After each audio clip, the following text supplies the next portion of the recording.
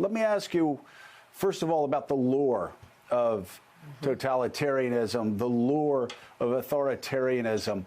What is in that lure that has not only people in Poland, even though it was a close election, but people in Poland, the people of Hungary, the people who dealt with the Soviet Union from 45 through 89, to move away from democracy? It seems to make no sense for a lot of us in the West.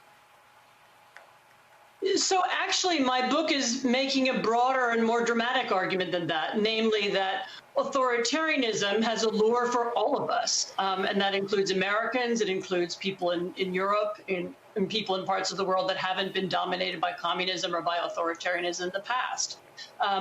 There are reasons why democracy bothers some people: the cacophony, the argument, the constant debate. The institutions that sometimes don't live up to what they're supposed to do. People become disappointed in these kinds of political systems, and then they seek alternatives, and they join political parties that have authoritarian ideologies or authoritarian practices, and then sometimes when they come to power, they undermine those democracies. So this is something we all need to be aware of. I mean, look, historically, all democracies have failed, and sooner or later, each one of our democracies may meet a crisis. Ours met one once before in the 19th century. That was what the Civil War was. It was part of the nation not wanting to be bound by the same rules as the other part, and it's just not. We can't ever imagine that it's impossible that could ever happen again. Now, is this a new phenomenon, or have we always had, let's say, a third of our populace that was more attracted to authoritarian leaders? And the reason we're talking about it is because Donald Trump got a few more thousand votes in Wisconsin and Michigan than Hillary Clinton. I don't think this is just about Trump. I mean, I think the thrust of your question is a broader one. There are some people for whom the system of checks and balances, for whom the constant noise and anger of democracy are bothersome and annoying, and they would like leaders to come to power who can make them shut up. We could face that threat from the left. We could face it from the right. At the moment, I think there are aspects of the Trump administration that are extremely worrying.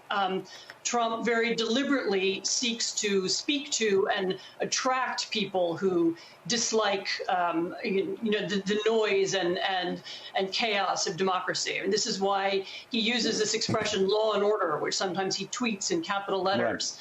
Right. I suspect this is why he sent federal troops to Portland, so that he could stage, in a way that will then be on television, a scene of kind of federal troops putting down protesters, and that will please some of his viewers and voters. Well, this is not just about Donald Trump. As a point of my past question, that there has seemed to be a segment of our population that has always been more attracted to authoritarian thinking.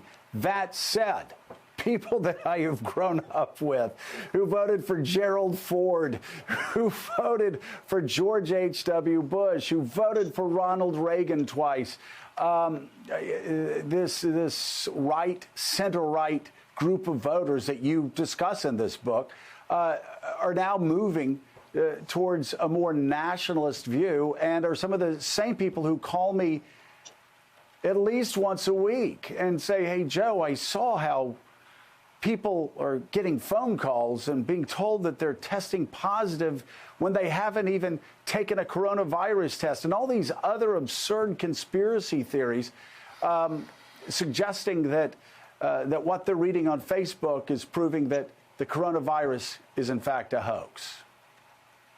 So look, one of the themes of the book is the power of conspiracy theory and the way in which conspiracy theories can be used to mold politics.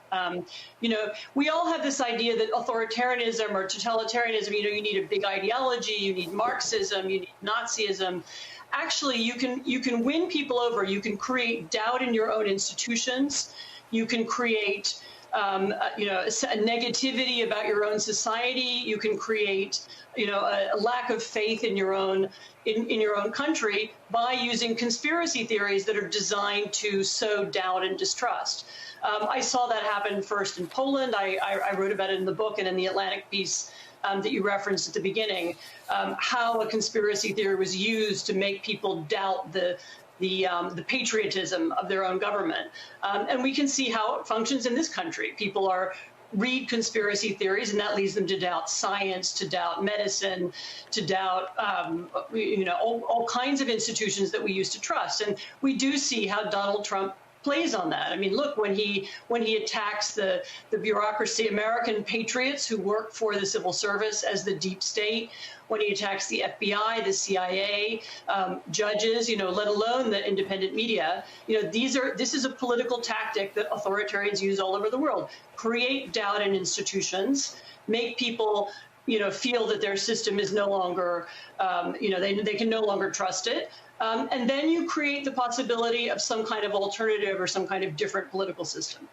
Thanks for checking out MSNBC on YouTube, and make sure you subscribe to stay up to date on the day's biggest stories. And you can click on any of the videos around us to watch more from Morning Joe and MSNBC. Thanks so much for watching.